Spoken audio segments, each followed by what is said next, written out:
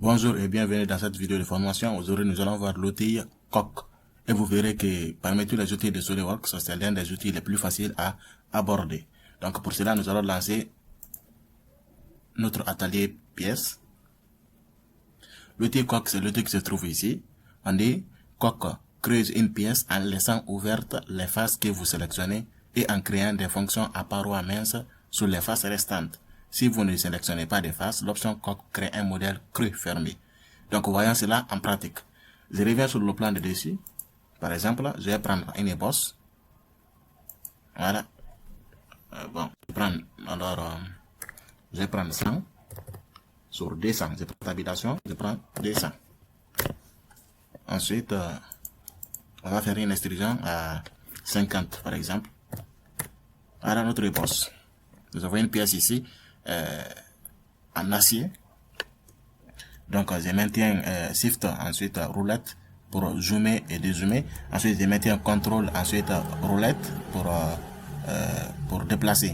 Sans prendre directement ici l'outil déplacer. Maintenant, ici, nous avons une pièce ici. Admettons que nous voulons créer cette pièce de part et d'autre. C'est-à-dire nous créons cette pièce pour avoir une forme de moule, mais pour créer d'un seul côté. Qu'est-ce qu'on va utiliser? Il y a des méthodes pour faire cela. Si je veux, je peux prendre le plan de face ici. Ensuite ici. Je spécifie comme ça. Je viens. Je prends ici. À ici. Je prends 5 mm. Je reviens de là à là. Je prends 5 mm. Ensuite, je fais enlèvement de matière ici. Maintenant, puisque l'enlèvement de matière va m'enlever tout, et moi je ne vais pas creuser la partie basse, qu'est-ce que je fais? Connaissant la hauteur totale, donc je prends 45 tout simplement, pour avoir 5 mm d'épaisseur. Ici. Donc on a 5 mm de part et d'autre. Si je confirme, voilà ce que j'obtiens. Donc vous voyez qu'on obtient un résultat tout à fait normal et naturel, mais c'est trop lent. Il y a assez d'opérations qu'on effectue pour aboutir à ces résultats. Donc, vous voyez, on a été obligé de créer un élément de matière ici grâce à une esquisse. Donc, qu'est-ce que nous on va faire ici? On va se retourner, on va supprimer l'élément de matière. L'outil Coq va nous permettre de créer tout type d'éléments de matière, tout type de creusage de pièces de manière totalement autonome. L'outil Coq se trouve ici, je clique dessus, on me demande, première face ici, c'est la face qu'on va creuser, face à enlever, et deuxième face ici, c'est les faces de différentes épaisseurs. On va voir cela tout à l'heure. Donc pour l'instant, les faces à creuser, je clique sur la face là, c'est la face là que moi je vais creuser. Si je veux creuser cette face aussi, je clique sur la même face, tout en restant dans cette zone de sélection. Mais pour l'instant, on va voir juste comment creuser une seule face. Donc j'ai creusé ici une face. Maintenant, l'épaisseur de la face, nous c'était 5 mm. Donc je confirme. Automatiquement la face est creusée et nous avons 5 mm ici de part et d'autre sur la pièce. Et nous remarquons qu'ici n'a pas été creusé parce qu'on n'a pas sélectionné. Donc vous voyez, c'est assez rapide, très rapide même. On n'a pas eu besoin de créer d'esquisse ici. C'est juste la fonction Coq qui a été activée. Maintenant, si nous revenons sur la fonction Coq, nous voyons ici, c'est écrit Coq vers l'extérieur. Cela veut dire quoi? D'abord, je vais montrer l'aperçu pour qu'on puisse très bien voir. Ici, les 5 mm que nous avons pris, nous avons un aperçu de l'enlèvement de matière qui va se réaliser si nous cliquons sur confirmer ici. Maintenant, si je clique sur Coq vers l'extérieur, vous voyez, cette fois-ci, il va m'ajouter de la matière à partir de la partie interne de la pièce ici, à 5 mm, selon la distance que je vais spécifier ici, selon l'épaisseur que je vais entrer à ce niveau.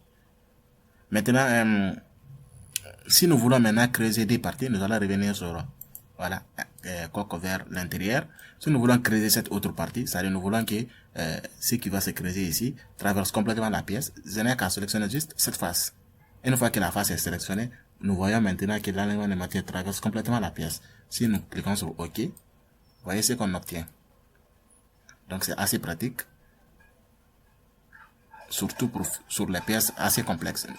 Cet outil sera assez utilisé lors de vos réalisations de projets mécaniques et même de vos projets en design.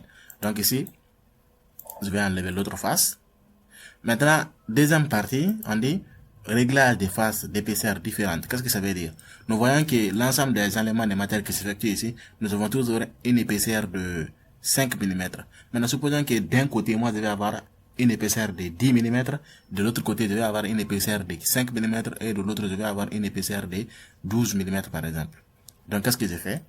Je viens, si je sélectionne ici, la face là, ensuite, j'ai dit ici, moi, je veux une épaisseur de 10 mm. Voilà ce que ça donne. Donc, là, nous avons une épaisseur de 5 mm, mais ici, nous avons une épaisseur de 10 mm. La face qui est sélectionnée ne va pas se creuser. La partie là ne permet pas de creuser les faces. C'est ici qui permet de creuser les faces, la partie orange. Tandis que la partie en magenta ne permet pas de creuser les faces. Ça nous permet juste de spécifier une épaisseur différente. Donc, si je prends ici l'épaisseur, par exemple, 20, le double. Donc, voilà, si je confirme.